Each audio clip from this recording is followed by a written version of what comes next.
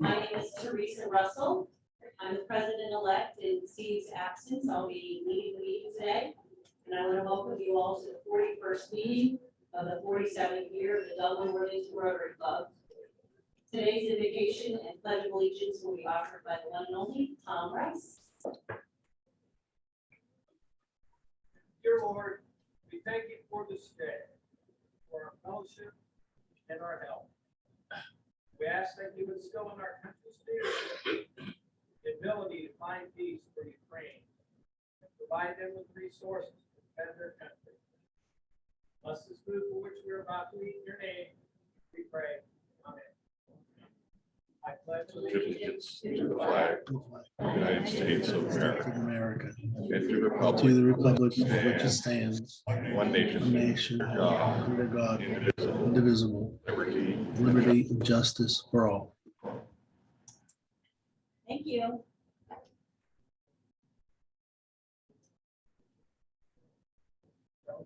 And I am not seeing any guests today. If I'm mistaken, raise your hand, but I don't. Oh, I'm sorry. Hey, you do have a guest. Glenn, my husband. I'm just used to seeing you on stage. Welcome, Glenn. Thank you. And then we have announcements. If anybody has an announcement. Okay, come on up now. And then it says our sergeant is Mike Moulton, but I don't believe he's here. Jerry, do we have a sergeant option? I'll let Jeff do his announcement first. Sergeant? Yeah, you are. I'm not sergeant, I'm announcement. Okay, go ahead. So I think Alan kind of introduced last week that we're going to kick off the fundraising for the family picnic here through the month of May. And John Butterfield, I believe it's kind of set for a goal this year of $10,000. I think we can easily attain that with kind of the existing folks that we have sponsoring the picnic. Historically, we've had the $5,000 corporate sponsor. In addition, we usually get about 10 businesses that are somewhere between 500 and 750. So anything above that we can get and help on the club, we would really appreciate it. So I'm going to drop off some flyers that are just kind of talking points on the tables. So as you're circulating through businesses and folks, if you could talk the picnic up, tell them we're really trying to ramp this up again this year, and feel free to have them contact me with any questions or details that they need filled in. This isn't probably for circulation because I haven't really looked at it that closely. So just kind of for your information, and if they need information, they can email me and I'll email them a copy of this out and make sure that I proof letter. So, and from a club standpoint, if your company's not currently donating business, in the past we've always had, usually somewhere around 20 club members contribute $100 each. So keep that in mind too as we move forward, because anything over that, cost that we have for the event is all profit to the club and all of our costs. Thanks, steer people to me. Thank you. Announcements? Okay. Sergeant.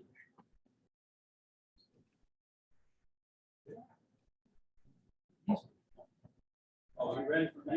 Ready for you, Sergeant? No, they're probably not ready for me. I need somebody to carry the pot, so I think I'm gonna pick on the, oh, that would be two. Yeah. No, I'm calling on Mary. Let's do that. Yeah. I don't know where the pot is, but you'll find it. It's coming. Oh, it's coming. Here comes the pot. Okay, any happy dollars here today after an election well, at least a primary election yesterday? Who's got some happy dollars? Here we go, Longley. Okay. Put my mouth full. Take your money, you can put your money. Okay. Yeah. I'll put it to it. I'll announce them first. After announcing our last meeting that my wife and mother-in-law had tested positive. They are not positive anymore. They're out of their quarantine period. They had virtually, they have virtually no symptoms, so we're grateful for that. Secondly, my law firm, Cassavetes and Hollister, just entered the AmLaw 100, which means it's one of the 100 largest law firms in the country. So, All right. and I'll be sure that they celebrate by contributing to the family picnic. Well, I was gonna say, they're qualified now for $1,000 donation. You get 3 signs for that. I'm just glad that Dylan Ogle is able to join us today as speaker.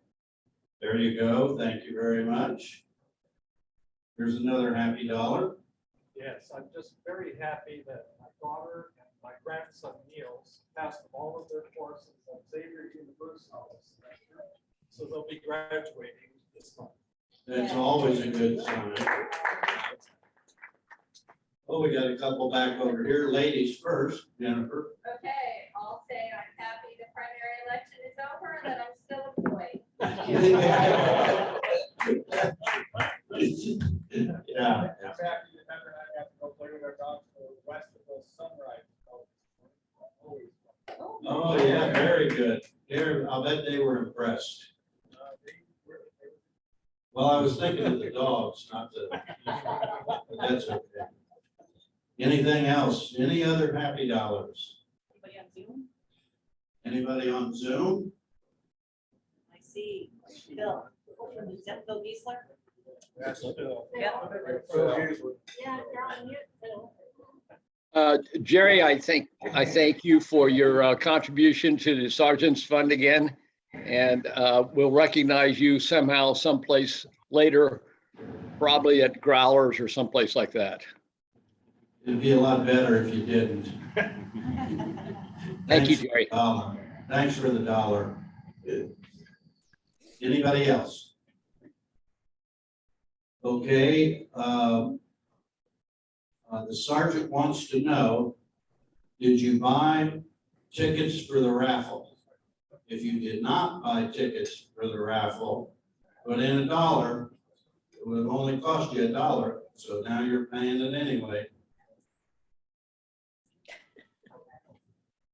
All right. Now, of course, I didn't know I was going to be sergeant today. And so for my next official appearance, I hope to have the best country and western song titles once again for you. But of course, today I don't. So imagine you walked into a bar. Oh, by the way, it's the same story, folks. If you've grown, you pay $1. And I'll give you 3 chances if I don't get everybody in this room. Imagine if you walked into a bar and there was a long line of people waiting to take a swing at you. That's the punchline. Oh, only one. Okay, I gotta do better. How does a man on the moon cut his hair? He clips it. There's a few more. I spent a lot of time, money, and effort child-proofing my house, but the kids still get in.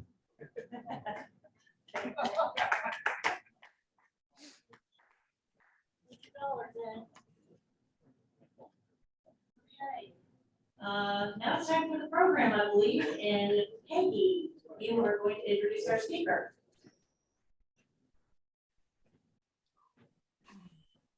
Thank you.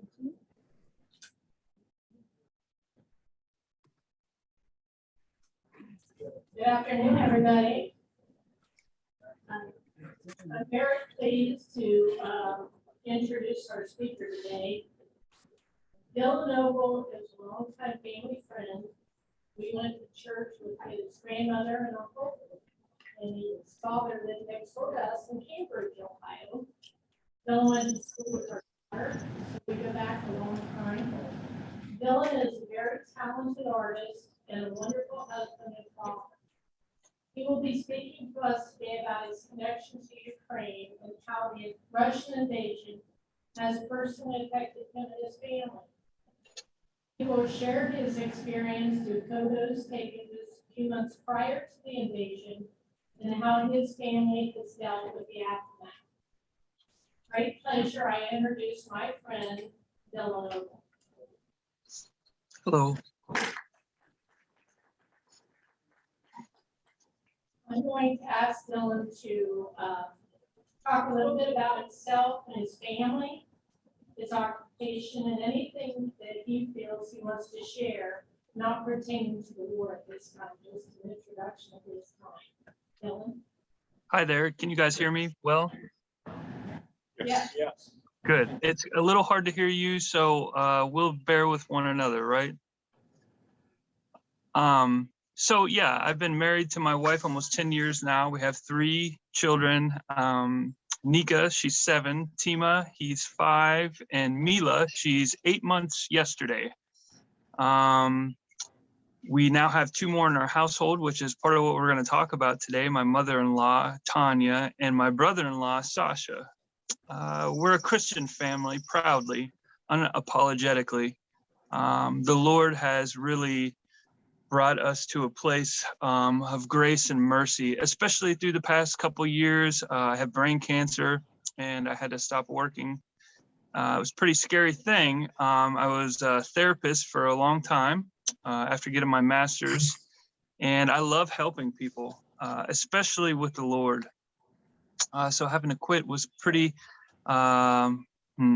tumultuous on us. And also, you know, my wife, though, she has her master's in teaching and education, and she is a literacy coach.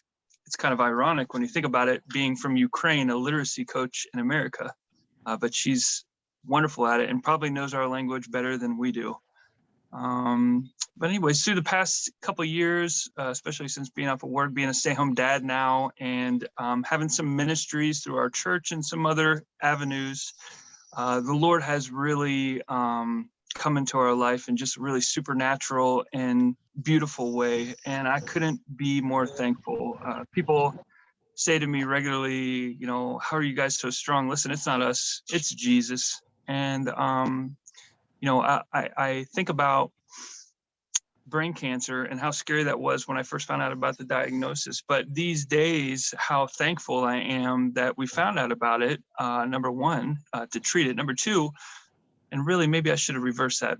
Number two, to treat it. Number one, because of the relationship I have with Jesus today. I never knew that I could have this kind of relationship with him. And my family does as well. And I couldn't be more thankful for something like that, because we all know how much eternity means to us, don't we? And so for us, the biggest thing that we can do throughout our life in any way, shape, or form is to really just glorify Jesus. And I hope even today, through our discussion, that he'll be glorified as well.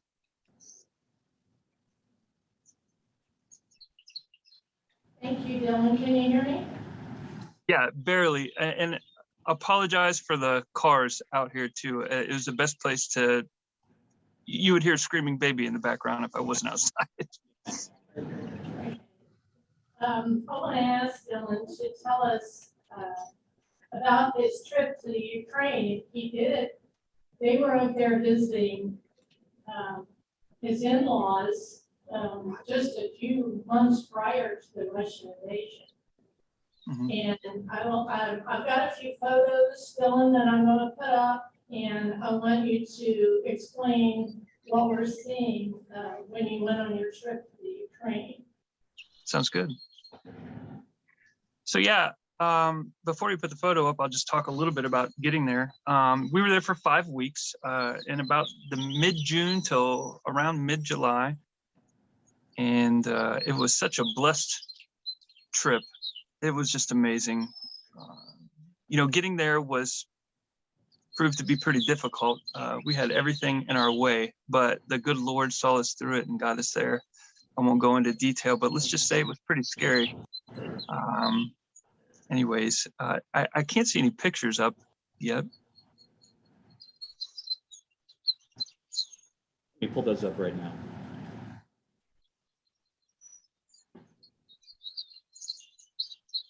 There we go. So that's mom and dad's dacha. By the way, dad died in December this past year. The dacha is what was given right after Ukraine got their freedom from the USSR during the Cold War. What was handed out to a lot of people that were in the military, my father-in-law being one of them, were dachas. And dachas are pretty much a plot of land. This is about an acre, a plot of land. And what a lot of these people did was they built like a little tiny house on it, and then they put just a garden. And so what you're seeing here is their dacha, the front of it. But if you could see the street, the row of dachas, oh my gosh, it's really amazing. There are miles of these things right outside the city of Lutsk where we stayed. And that is how most people live through the winter. They can. And when you go into my mother and father-in-law's home, 8th story up in a USSR building in the middle of Lutsk, you find canning vegetables all over the place, in the closet, under the bed, in the corners, in the cabinets. They're all over the place because economically there, things are a little tougher than they are here. So, yep, that's the dacha. This is in the middle of town. So it was really wonderful. I'm a walker. I love to walk. Especially when cancer hit. To be really honest, I was in a wreck years ago, and because of that wreck, I have 29 pins, 9 plates, and replaced hips, scoliosis, and a few other things going on with my body. And I really had a hard time walking, but to try and fast track this, the Lord brought me to a place where I began to walk, and he really relieved me from a lot of that pain. Fast forward to Ukraine, and we would walk, no kidding, anywhere from 6 miles minimum to probably 13 or 14 miles daily. This is one of the places we went very regularly. It was right in the middle of the town, and it's their park. It is the most gorgeous park I've ever seen in my life. I've been to New York Park. I've been to a few other ones. This is just such a gorgeous place, full of life. And it seems like the whole community of Lutsk is there almost daily, regularly. Very beautiful place. So this is at the Carpathian Mountains. My father-in-law got my wife, this is Ina, and I, 4-day trip to the Carpathian Mountains, and breathtaking is all I can say. We were blessed to, this is up in the mountains by these waterfalls in the middle of nowhere. And there's this just beautiful church. And this is actually where a bunch of monks and nuns live. And we got to go inside, and these churches are all over the place in Ukraine. But this one was special because of where it was in the Carpathian Mountains, kind of in the middle of nowhere. And it's breathtaking. Just, I can't really explain the experience other than to say it was supernatural. This is a picture from the 8th story window in that USSR building. And if you see in there, there are these high-rise kind of apartment buildings all over the place. And that is something, although newer, what you're seeing in the picture, that is something like what we were in. 8th story up, and it's a piece of the horizon that you see outside of their back porch. Just gorgeous. I couldn't help it every morning. The days were so long there too, I have to say this. I don't know if that was a morning or night pick, but the days, literally the sun was in the sky and there was light in the sky from probably about 6 in the morning until 10:30 at night. Maybe even 11 at night, every single day. It was pretty amazing. So this is, there's a street that kind of parallels where the park is that I told you about in Lutsk. And this street is very European. And we walked it on a regular basis, and we would get gelato there almost every single day for the kids. This is Ina, Tima, and Nika. And I couldn't help but want to take pictures everywhere because it was just gorgeous, teeming with life. And that's something that's really so different than it is here. You know, here I walk a lot, even downtown, around town, and I bump into some regulars, but not very often. There, everybody walks. Probably half the people don't have cars. Most, they get from point A to point B and back by city transit. So the buses are packed and they're everywhere. And so anyways, going up in the middle of this part of town, it was just gorgeous. And, you know, you would see people, and when somebody asks you in Ukraine, how are you doing? They're not expecting you to say, good, how are you? They're expecting a conversation. I really like that. They have relationships with one another. There's this communal sense of, I care about you. And I really appreciate that very much. And so does my family. This is my beautiful wife again. I can't help but take a million pictures of her because I always tell people I'm married up.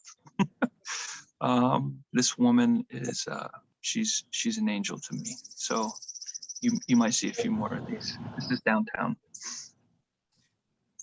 So this is a castle in the middle of Lutsk. You go down that really beautiful European road and you get to an end, a stopping point. It will, you can go, basically it Y's off, it goes left or right. And if you go to the left about, I would say 2 miles, you arrive to this place. And I apologize in advance for not having the name banked in my memory, but it's a castle in the middle of Lutsk. And it's gorgeous. This is at the top of the very back end of the castle. And, you know, they just kind of let you go pretty much wherever you want to go. It's interesting. We went to Dubno too. We went to a few other places in Ukraine. And in every single town, there's a castle. They really cherish their history. And, you know, when we see the things that are going on right now, to see a lot of that history being broken down it's truly sad because these people are proud of their history. It's nice to visit. So this is the sign. This is I love Lutsk. And again, in every single town, you'll see a sign almost exactly like this. You'll see the I love, and then whatever the town is. And a lot of times when you get into the town, you'll see it first on a highway. Highways there are much different than they are here. They're not marked with these beautiful lines. My father-in-law, first time he came, he was just in awe of the beautiful lines on the road, the things that we take for granted, right?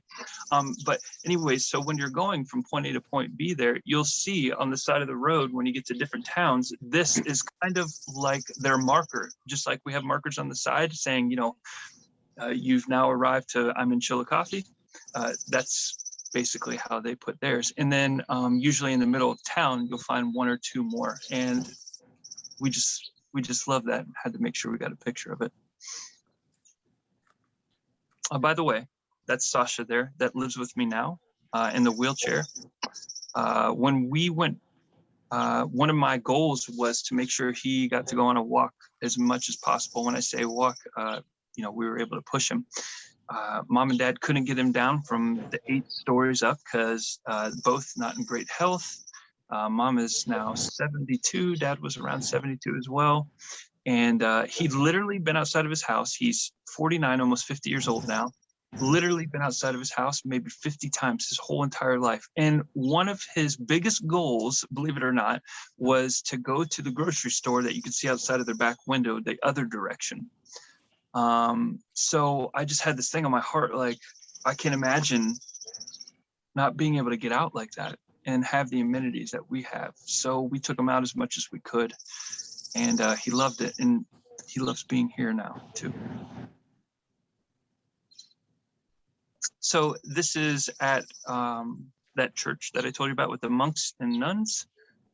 It was just a path from the sanctuary that you saw us in initially, going to the back of the, I guess you would call it like a compound. This on the right and left, these are places to pray, also where the nuns and the monks lived. Just kind of like a beautiful walkway I wanted to get a picture of. So you see these in just about every single town you go to. This is in the Carpathian Mountains. They're a very Orthodox country, which is a lot like being Catholic. I always tell people it's Catholic times 10. It's very, very strict. They do things a lot like Catholics, but probably more emphasis on works. Their services on Sundays are usually 3-4 hours long, and you stand the entire time.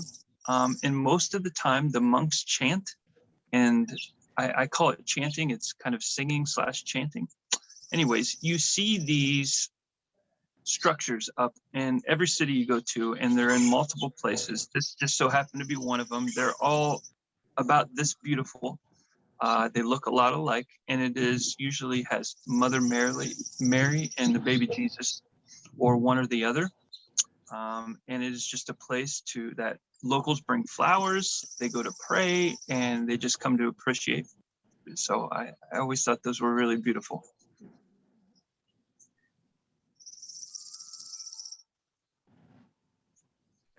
Thank you. On those beautiful pictures. I wanted everybody to get a picture or a view of Ukraine a few months prior to the invasion. Yeah. I just want to show a few pictures of Ukraine or this town now. Okay. Do you mean speak? Oh, excuse me. No, we're just going to look at them, Dylan. No problem.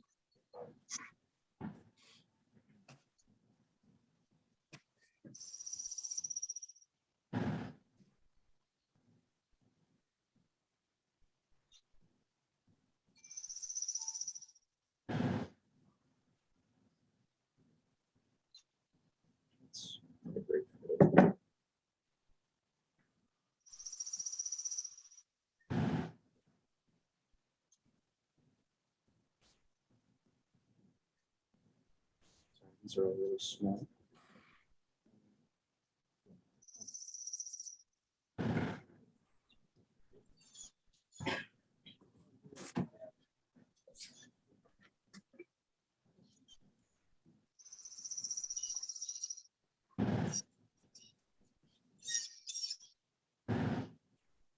Quite different.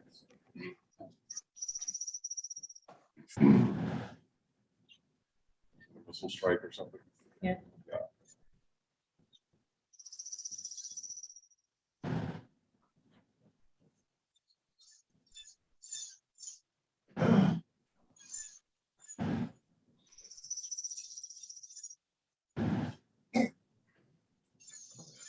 You know what city that is? That's the city we just in. What are you gonna tell us about?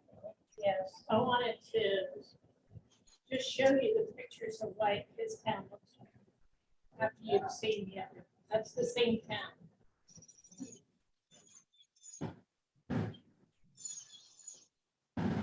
Still into that. You just got the family here. Yeah.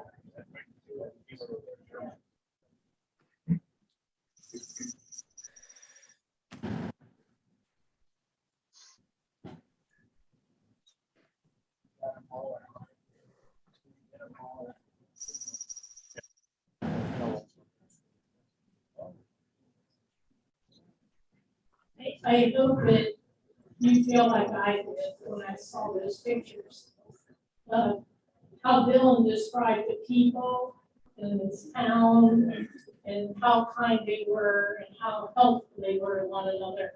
And then to see what's happened to them in the screen. Bill, and I just wanted to ask you what you and Tina and her family was thinking just maybe a week prior to the invasion. I know you were watching it on the news and getting information from your mother-in-law. What were your feelings? Did you know for sure they were going to commit and what was going to happen? Could you give just So experience there? what the experience is probably much different than what somebody would think. I'm going to be really honest with you here when I say this. I just feel that the Lord puts some things on my heart sometimes and speaks to my heart. And so Ukrainians have been used to Putin being the way he is for years and years and years. So leading up to the day of the invasion, in no way, shape, or form did they think that it would come to fruition. For about 3 weeks to a month, I had been warning her and dad until he died that they need to prep up and get out of there. I've been praying about it. I feel like the Lord has shown me things when I'm reading his word. And I was just sure that something was upon us. It was right on the horizon. And I didn't have, I even sent mom a really long, we speak through Viber a lot of times because you could translate on there and it's free and you could do it across the country, in different countries. And so I sent her this really huge message when I had COVID, just saying, listen, I know what the Lord is showing me is real. I know this is about to happen. Plus, this is what we're seeing on the news. You got to pack up. You got to go somewhere safe. And she basically was like, don't worry about us. We'll be fine. And so, unfortunately, as everybody knows, the next morning, she had 7 bombs go off 2 miles from her home. And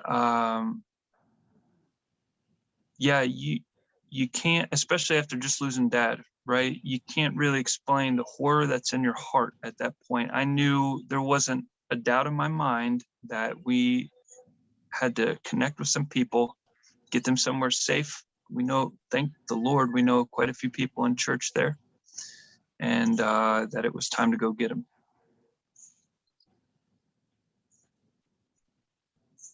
Can you tell us what you were feeling and how you stayed in contact with them once the invasion occurred?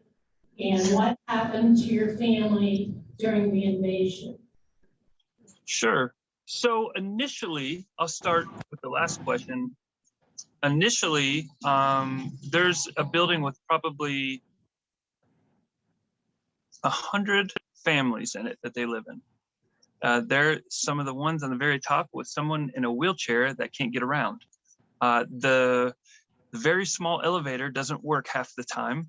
The lights in there don't work half the time. They actually control the water, the government does, and the heat. And so at that point in time, in that building, the water and the heat stopped. And everybody had gotten out of the building except for them. Thank the Lord, 2 young men came and got them, brought them downstairs, but where they had initially put them was in the boiler room in the basement. Now, I just want you to imagine a boiler room in a basement of a really scary story or movie that you'd watch. That's what this sucker looks like. It's literally steaming pipes, mold, no lights, no electricity, dampness. That's where my mother-in-law and brother-in-law were. So we stayed in touch with them through Viber. And our friends over there, there's some families over there that are family to us, through Jesus. And they had a handicap facility. It's called, I'm so sorry, Agape. And it's on the outskirts of Lutsk. And they asked if they would be willing to come with them. Mom, being an Orthodox, wasn't too crazy about being a part of the church that most of us know. So we were pretty worried that she'd say no, but she actually said yes. And we know that was Jesus working on her heart. So they got there and they stayed there for the next 3 or 4 days until they asked us if they would be willing to go over the Polish border. And I could keep going. It's up to you.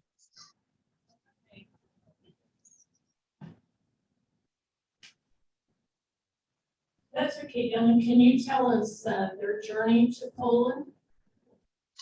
Yeah, it was an interesting one. As soon as we found out that they were going to go to Poland, I bought a ticket.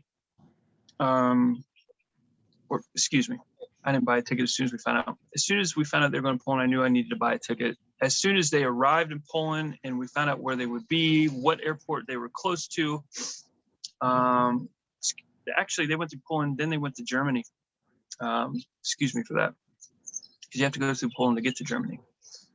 So anyways, the trip for them was 3 days almost straight, hardly any food, hardly any bathroom stops, very crammed bus, scared with all types of things going on. Anyways, the trip getting over to them in Germany was no joke. It was the COVID restrictions, although they tell you 72 hours, let me just warn you now, make sure you have a test within a 24-hour period, which isn't really too easy to attain, especially when you're not in this country.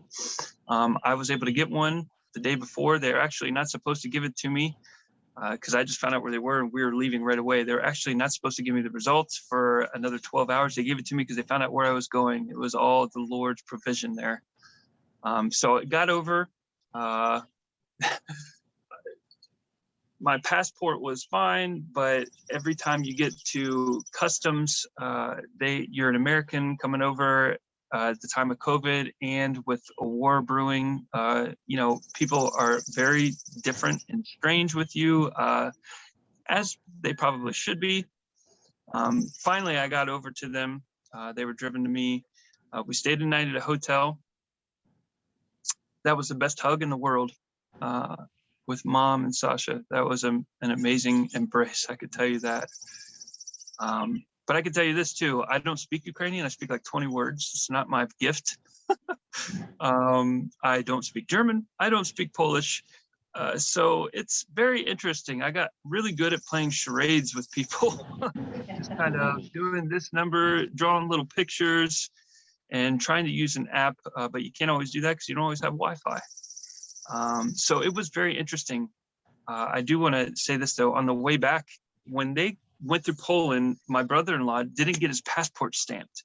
So by all rights, he should have got through Germany. And once we were in Germany, getting out, going to another place in Germany before we came over to the United States, they were very hesitant to let him through. And it was only by God's grace that he got through. And then once we got in America, it was only by God's grace he got through, because at any other time, he would have been sent back when you're missing a stamp to get through a border. So thank the Lord. Quite an experience, don't you think? You got it. You got it. And that's really just the minimum. That's not even all the details. Well, we thank you for being our speaker today and sharing your experience with Ukraine and your family. How's everything going now, Dylan, now that they're safe? Have you heard anything about friends or families still in the Ukraine, and have you heard anything from anyone else? Oh yeah, we're keeping up with quite a few friends over there. We have family actually in St. Petersburg, Russia. It's Mom's sister. They can't talk about the war because in Russia, they think that everything is planted, and they believe it. She believes it holistically. She says, it's your guys' fault. You're the problem. America's the problem, and everything that you see is a lie. That's what she's telling Mom. But we also have other friends in Ukraine. And they are serving at a capacity that's only really defined as supernatural in those churches in Lutsk and in Dubno. What they're doing, they're taking in tons of refugees. People are getting to know Jesus through it. Wow, praise Jesus, right? And then not only that, people from America and other countries, and even there, they are donating a massive amount of supplies, and they're taking it over to Kiev and all the other places that have really been war torn, and they're dropping it off and bringing more people back. So you want to talk about a ministry the ministries friends of ours over there have right now is just, it's really solidifies our own faith and really just helps grow our own faith and understanding of who the Lord is and who he can make us in those times of strife and trouble. It's really been such a blessing to watch them, and we just continue to pray and hope for their best. Okay, does anybody have any questions for Dylan? And Kim? Yes, for those kind of remaining in Ukraine, what is their general attitude, hope versus despair? Where are they? So, you know, there's kind of a mixture of things, and I think that's probably just a human quality, isn't it? We'll hear things like, I'm not strong enough and I'm scared, but from the same person later that day or the next day, we hear, but God is making me, he's making me someone I never thought I could be. He's given me the strength and the content that surpasses all understanding, right? So I think, and that's really, we know that's biblical. We constantly are at odds with our flesh. And so we're seeing our friends in the church go through just that. We have a couple friends that aren't in a church, not many, but they definitely seem to be more distraught. And as most of you know who know the God I know, I say on a regular basis, I don't know how they do it without Christ. Same applies to them. I don't know how they do it without Christ, because there's a lot of fear involved with people that don't have him. Any other questions for Dylan? Okay, Dylan, thank you for joining us via Zoom, and thank you for giving us your time, and I hope that everything goes well with your family in the future. Thank you.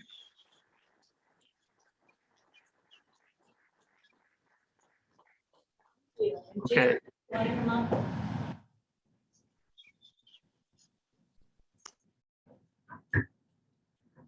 Let's just go this way so we can see the Zoom.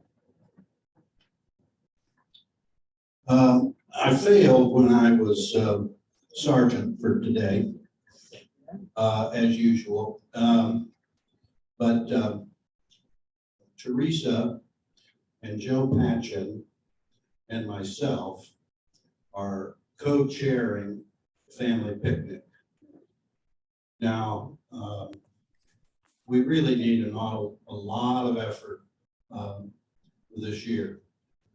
And I think that's for obvious reasons, but here's the deal. There's a minimum with super games this year. The minimum is $5,000. I can tell you that in the past, we have spent that much and more, but we've also spent less. Can't spend less this time. We'll have, I've already spent almost $6,000 between super games and the radio station from Delaware that comes, broadcasts while we're there, and provides a sound system where we can make announcements, thank our sponsors, do those kinds of things. Jeff Apple, of course, has raised a ton of money. We've done this for 16 years. I think this might be our 17th year that Rotary has actually done this. And Jeff has raised in excess of $6,000 every year for those years. So, yes. And don't sue me. I know you're licensed in 2 states. I didn't ask permission to use his name. That'll be the next thing. However, we do have insurance for that. So here's my plea. Doug Southgate, sometime in June, is going to be asking you to volunteer. Now, I know there's a bunch of you that are not here on the 4th of July. I understand that. You're out of town, you have other commitments, and family and so forth. So you have a couple of opportunities to fix that. One is to volunteer for a committee that asks you to volunteer for part of the picnic. And secondly, money is always accepted. Now, we really need at least $20,000 to put on this event. This is not, at this point anyway, this is not a community service only activity. We're not doing this only to thank the community for their support. And frankly, I don't know how we did not do this. We have become an institution for the 4th of July. The city is involved, the schools are involved, and we're involved. So we need to make it as successful as we can. It's also a fundraiser. We hope always to make $10,000 on this event. It's what funds a lot of what we do. So I'm asking you to talk to those businesses that you do business with. They may step forward, as I have always said, and you've heard me say it 100 times. All you have to do is ask. Thank you, Jerry. Thank you. Next week's program will be given by Kimberly Pierce. She's the executive director of the Ohio Governor's Imagination Library, and they're going to talk about literacy. So we look forward to seeing everybody next week. Steve will be back. And importantly, we have a raffle.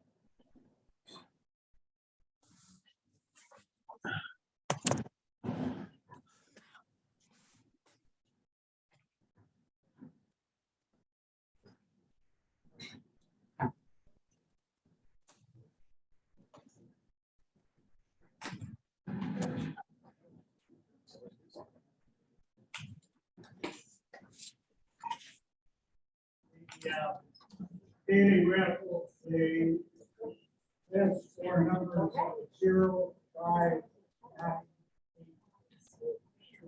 So, The last 4 are 0, 5, 9, 8. For the, for the big platform. Sorry.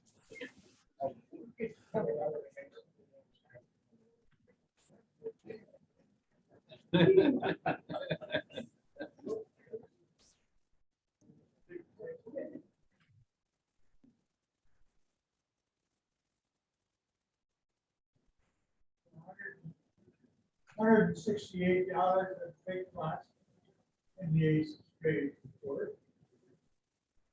Last 4 numbers are 0, 5, 7, 2. Oh, come on. Let's stop it. Can you see it from here? Yeah, I see it. And I shuffled to death. I got the 2 of diamonds. Okay, so the pot is still growing. We had a correction. The program next week will not be the Ohio Governor's Library. It's going to be Trent Bowers, and he is joining us to talk about school culture wars. So that'll be really interesting next week. All right. So here we are. Do the 4-way test.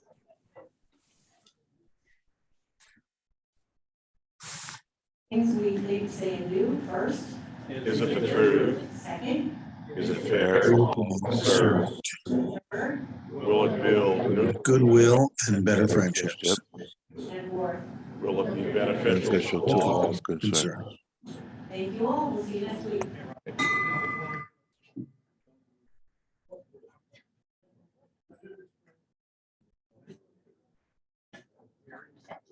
Am